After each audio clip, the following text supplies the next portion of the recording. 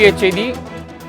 ஜம்மு காஷ்மீரில் ராணுவ வாகனம் கவிழ்ந்து 10 வீரர்கள் உயிரிழந்திருப்பதாக முக்கிய தகவல் ஒன்று வெளியாகி இருக்கிறது.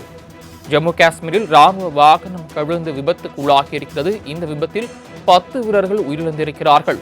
தோடா பகுதியில் 17 வீரர்களுடன் சென்ற ராணுவ வாகனம் ஒன்று 200 அடி பள்ளத்தில் கவிழ்ந்து கோர விபத்து நிகழ்ந்திருக்கிறது. கூடுதல் விவரங்களை செய்த ராஜேஷ் வழங்க கேட்கலாம். ராஜேஷ், இந்த விபத்து எப்போது எப்படி நடைபெற்றது? விபத்து தொடர்பான விரிவான விவரங்கள். வணக்கம். ஜம்மு காஷ்மீர் மாநிலம் தோடாவில் இருக்கக்கூடிய அந்த பள்ளத்தாக்கில் வாகனம் கவிழ்ந்து விபத்துக்குள்ளானதில் 10 ராணுவ வீரர்கள் உயிரிழந்திருக்கிறார்கள். குறிப்பாக ஜம்மு காஷ்மீரின் தோடா மாவட்டத்தில் இருக்கக்கூடிய தோடா மாவட்டத்தை பொறுத்த வரைக்குமே அந்த சாலைகள் என்பது வளைவுகள் அதிகமாக இருக்கக்கூடிய ஒரு மலைப்பிரதேசமாக இருக்கிறது. குறிப்பாக இந்த சாலையில் சென்று கொண்டிருந்த வாகனம் பள்ளத்தாக்கில் விழுந்து கவிழ்ந்ததில் 10 ராணுவ வீரர்கள் உயிரிழந்திருக்கிறார்கள். சிலர் காயமடைந்திருப்பதாக தகவல் வெளியாகி இருக்கிறது.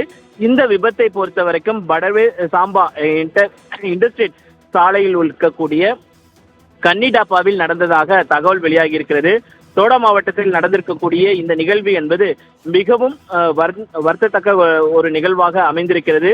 குண்டு துளைக்காத வாகனத்தில் 17 பணியாளர்களை ஏற்று சென்று இன்று காலை சென்று கொண்டிருந்த போது, உயரமான அந்த இடுகை நோக்கி சென்று கொண்டிருந்த போது வாகனம் அதில் திரும்ப முடியாமல் கட்டுப்பாட்டை இழந்து 200 அடி ஆழமுள்ள பள்ளத்தாக்கில் விழுந்ததால் ஓட்டுநர் கட்டுப்பாட்டை இழந்து பள்ளத்தில் விழுந்திருக்கிறது. இதில் இந்த விபத்து நடந்த உடனேயே ராணுவம் மற்றும் உள்ளூர் நிர்வாக குழுவினர் சம்பவ இடத்திற்கு விரைந்து மீட்பு பணிகளை மேற்கொண்டனர். கடினமான ஒரு நிலப்பரப்பு மற்றும் சாதகமான வானிலை இல்லாத நிலையிலும் மீட்பு பணிகள் தொடர்ச்சியாக நடைபெற்று வந்த நிலையில் 10 ராணுவ வீரர்கள் உயிரிழந்திருப்பது என்பது வருந்தத்தக்க ஒரு நிகழ்வாக பார்க்கப்படுகிறது.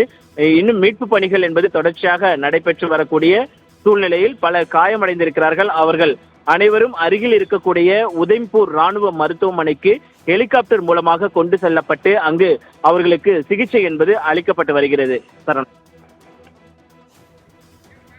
தாங்கள் வழங்கிய தகவல்களுக்கு நன்றி ராஜேஷ்.